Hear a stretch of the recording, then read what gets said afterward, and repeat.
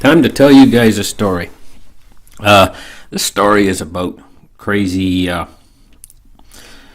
Steve. Okay, it was about 1980. I was about 18 years old. My parents used to always take a vacation every summer. Most years we'd go to the Smoky Mountain National Park to escape the heat of Florida. But this year my dad decided to go see my grandparents in Ontario. So my dad was, all excited about going. We had this big brown Ford F-150 truck with a camper top on the back. And he kind of really liked that truck. He hadn't had it long, and it was a real good running truck. It had a few rust holes in it when he bought it, and he repaired them with Bondo, because that's what my dad did, was auto body maintenance and repair. And the thing about that truck is it was very specific. It had these few holes in the frame of the truck, but everywhere else wasn't rusty. It was just these few holes. And it's like the rust was limited to certain areas, and other areas of the truck were just pristine and nice, So he repaired these holes, and he had spray painted the truck, and it looked great. It looked like a later model, like really good shape. It was in very good shape. So he loaded up the tent. My dad, when he'd do the tent was, he'd set the tent up, he'd pitch it in the front yard, and he would make a mixture he would boil on the stove. It was like kerosene and paraffin or wax, and he'd melt it in a pot, and then he'd paint it on the tent with a brush, with a big wide brush. He'd pitch the tent first, to do this job. And the tent, every year he put a coat of this paraffin on the tent. And the tent walls got thicker and thicker, And it got to the point where the tent was almost like a house. The walls were really thick and hard with this paraffin. And so when he'd fold the tent up, he'd have to walk on it like an Indian does a dance, He'd be dancing on top of it like with his feet because it's so hard, and he would like bend it. And he would fold it up into this big block of a tent. It was an enormous tent. It was like 12 feet by 12 feet, and it was like 8 feet high in the center, and it was all orange and red and yellow with stripes running all over it. I forget which manufacturer it was, but had big, heavy tent, clunky tent poles with it. So he loaded this tent into the back end of the truck, and he loaded in a mattress in there too, a foam mattress next to the tent. And in the back seat of the truck, behind the seat, he put all like a camper cooler, small cooler, and he put a number of other things in there. And my mother brought a few bags and stuff she loaded in there behind the seat. We were all going to head to Ontario. Everybody was excited and happy. We're going on a nice vacation to Ontario to visit my father's parents. Now, my father's parents up in Ontario had a nice little house in a place called Beaton, Ontario, a small suburb to the north of Toronto, about maybe an hour or two north of Richmond Hill, up in the northern part of, more north of Toronto, maybe 2 hours north of Toronto, somewhere around in there. And it was a really nice house she had. It was in a suburb, and it was down a cul-de-sac, which is like a dead-end road, and there's a number of other houses next to her in the subdivision. And she had a nice, lush lawn in the front with some trees she had planted, a nice paved driveway, double-car garage, 3-bedroom, 2-bath home, a really nice little house with a full basement underneath it, and a nice big porch on the back. Really big porch.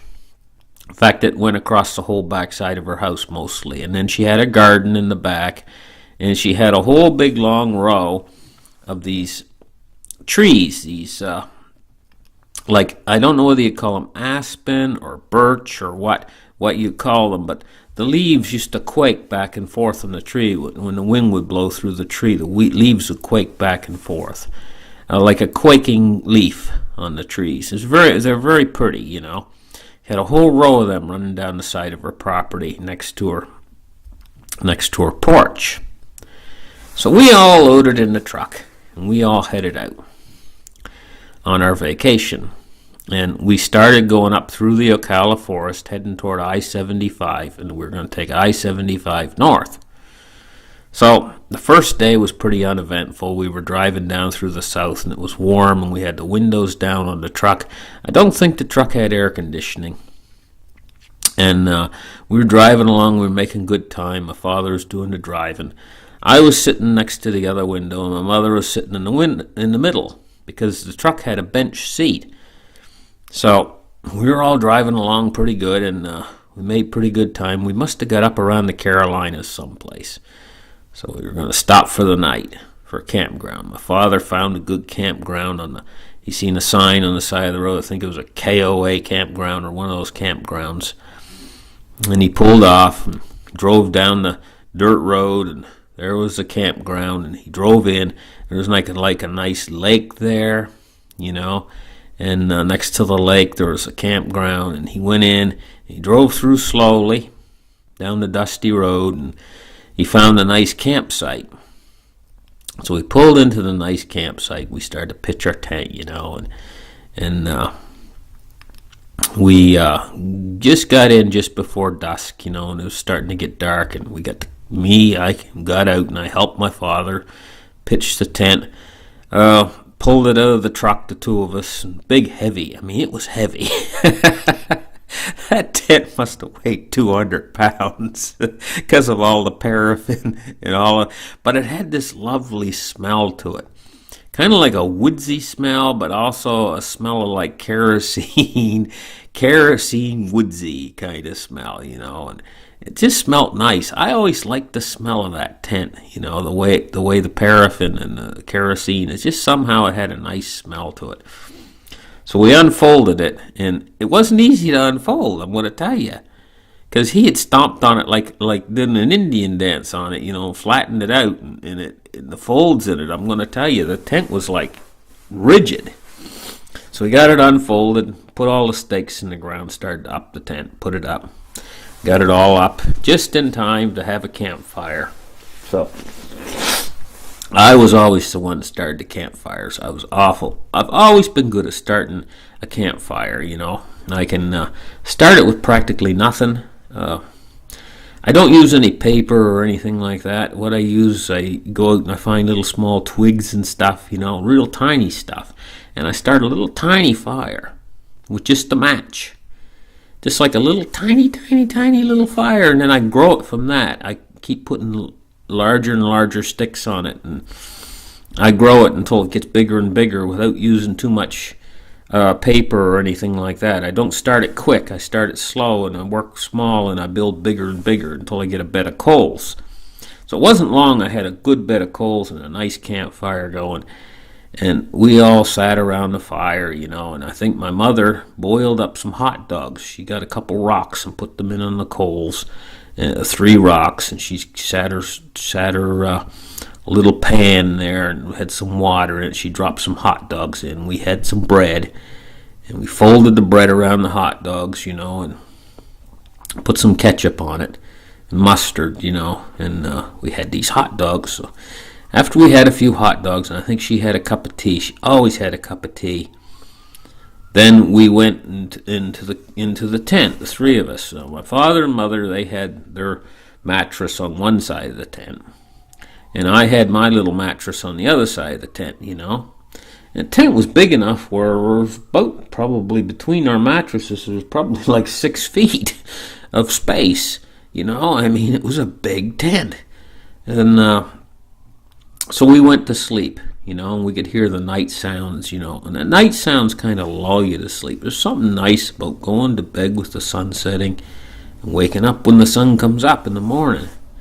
So we woke up the next morning, and the tent was all orange and reds and yellows shining in there, and it was really nice, Anyway, I woke up, and back in those days I had a lot of energy, a lot more than I got now, I'll tell you. I was only about 18 years old, and I was like, I don't know, I was out there jumping on a tree limb and doing chin-ups and stretching myself and everything, and my father was getting up, and he was trying to have a shave, and And I think that he was having trouble because every time he'd run the razor across his face, I think he cut his face 2 or 3 times. So the next morning, driving away from the campground, he had a few pieces of paper stuck to his chin, He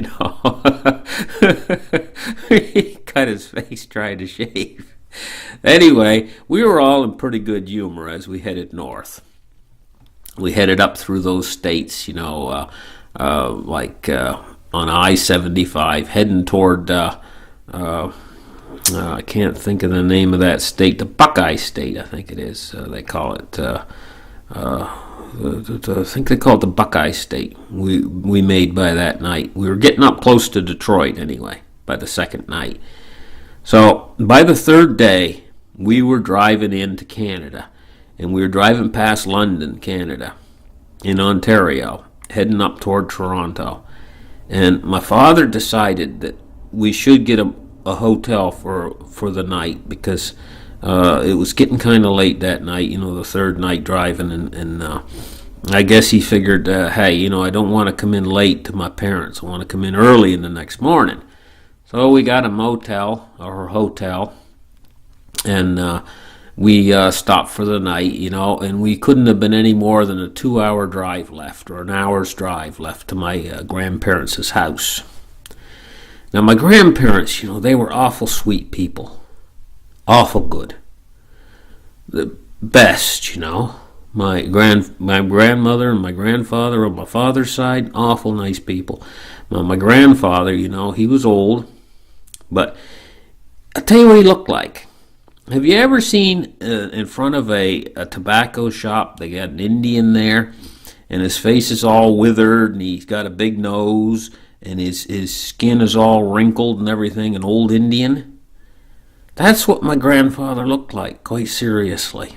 He had a big nose, and his face was all wrinkled up and red looking, and his hair was all gray, and he had this look like he was an Indian. In fact, a lot of people thought he was an Indian, a native. A Native American Indian. They thought that's what he was, but that's how he looked. He looked kind of like that, and he liked to roll his own cigarettes. He would sit down and take a pinch of tobacco, and he'd hold the papers between his fingers a certain way, and he'd kind of twiddle his fingers around. I tried to imitate him. I couldn't really, but he had this way of doing it. He'd kind of wiggle it around. He'd kind of compress the tobacco in between the paper and his fingers, and he'd roll it in such a way that the tobacco was right tight in there. He was awful good at it, And then he'd lick the paper, and he would kind of stick it, and he would make himself a little cigarette about 4 or 5 times a day, and that was his break time, like to have his little cigarette he would make. I think he used pipe tobacco. He had this red can of tobacco. It said Prince George, and I think it was pipe tobacco, and he used tobacco papers, and rolled his own, and then he'd have his cigarette about 4 or 5 times a day. And he liked to have a bottle, too. He liked wine. Wine was his thing. He always hid wine bottles around the house. He had them stashed in different places, like different hiding spots. Like he had, oftentimes he'd have one in the toilet tank, and being cooled in the water back of the toilet tank. Or he might have one behind the chimney. Or one hidden in the basement. And he had them all over the place, these wine bottles. And he liked to have a sip of wine, especially when he was having his smoke, That was his thing, He really enjoyed. And he was a really nice fella. Really easy to get along with. Oh, he liked hard candies, too. He liked to have a hard candy. Especially if he couldn't get his wine, He liked to have a hard candy and suck on a hard candy. He liked, those ones that were like... peppermints and stuff like that, really like that. And my grandmother, she used to sometimes get exasperated with him and stuff, but she loved him, and they were a cute couple, really. But my father was part of a big family, and one of his younger brothers was named Steve. And now my father and myself, 30 years age difference between us.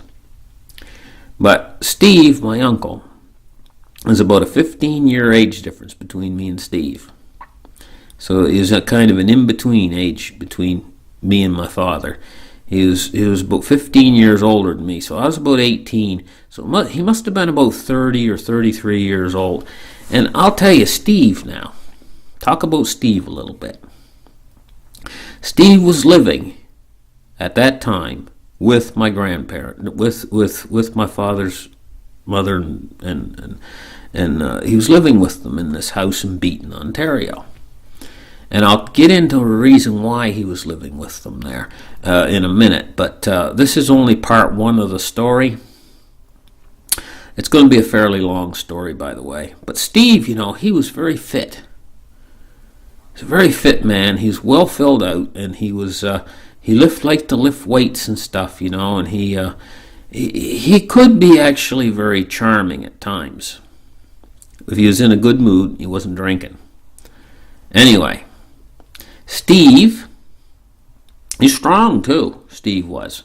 A fairly handsome fella too.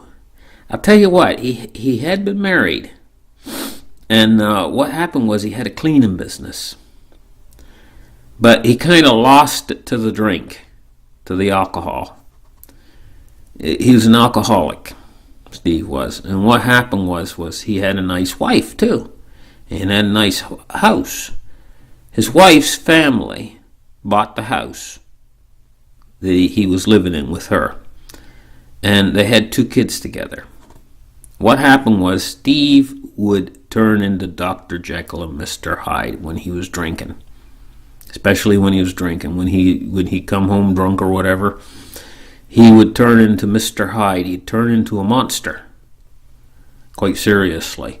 And so one evening, I guess he came home, and her name was Joanne, and they had the 2 kids, And Steve, I guess, went into a wild rage against her, and it was winter time. It was all snow outside and 20 degrees below zero, and he threw her outside the house naked, stark naked, not a stitch of clothes on her, and he locked her out and wouldn't let her back in the house. And of course, out there in the snow, her feet on the snow would be freezing her ass off, Anyway, she had to run next door and bang on the neighbor's house stark naked. That was it for her. She was done. Over. Finished. I guess she called the police on Steve and everything, got a restraining order or whatever, and because she owned the house, she kicked him out. And he'd already mostly lost his cleaning business by that time to drink. So there was only one place for him to go. Back to Mama. That's where he went. And of course, he told them a totally different story, how bad she was to him and everything else, how awful she was, and all her fault, you know what I mean? And that's the story he was telling us when we were going to arrive. Anyway, we were still on our way there. Okay, guys, listen. This is the end of part 1.